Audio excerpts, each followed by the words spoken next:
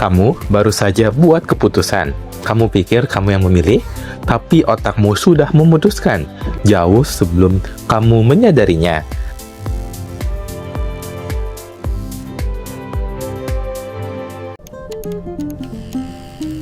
Lebih tepatnya, sekitar 7 detik sebelumnya.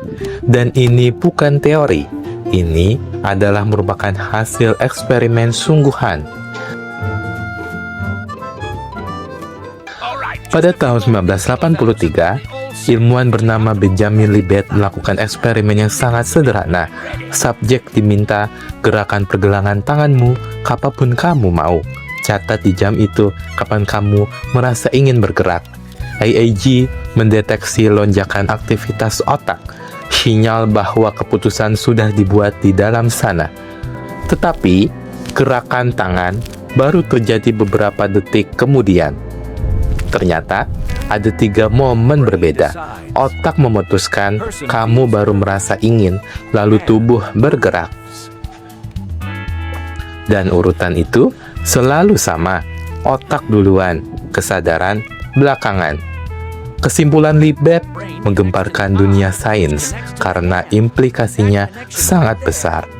Kalau otakmu memutuskan duluan, di mana posisi kamu dalam keputusan itu? Satu interpretasi, kesadaran kita hanya menerima laporan, bukan yang membuat keputusan. Lalu siapa yang benar-benar memilih? Otak bawah sadar atau kamu yang merasa memilih?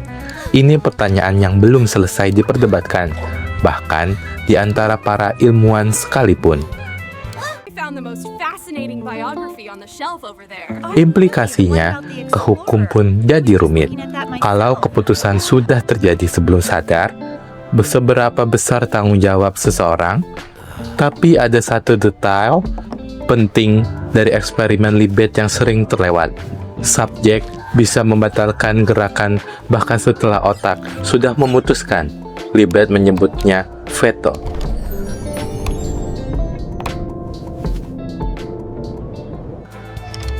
Jadi, mungkin free will bukan soal memulai keputusan, tetapi soal kemampuan menghentikannya. Otak bawah sadar seperti arus, tapi kesadarannya bisa jadi bendungannya. Sebagian besar keputusan kecil kita memang berjalan otomatis, dan itu sebenarnya efisien. Otak punya 2 sistem, otomatis yang cepat, dan sadar yang lambat tapi bisa mengarahkan. Skill yang kamu latih dengan sadar lama-lama jadi otomatis. Kesadaran melatih, lalu melepaskan. Untuk keputusan besar dan moral, kesadaran justru bekerja lebih keras. Otomatisnya tidak cukup. Dan semakin kamu sadar akan impuls otomatismu, semakin besar ruang untuk memilih respons yang berbeda. Jeda itu sekecil apapun, itulah ruang di mana pilihan sadarmu hidup. Mungkin kamu bukan yang mulai keputusan, tapi kamu yang menjadi penjaganya. Kita hidup di tengah arus keputusan yang sebagian besar tidak kita sadari.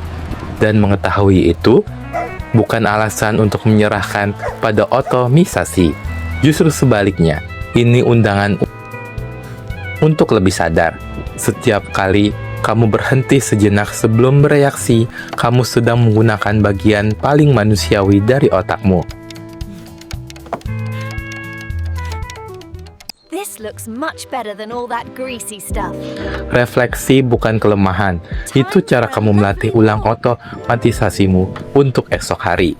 Libet sendiri tidak percaya eksperimennya menghapus free will. Ia percaya veto adalah bukti bahwa free will masih ada.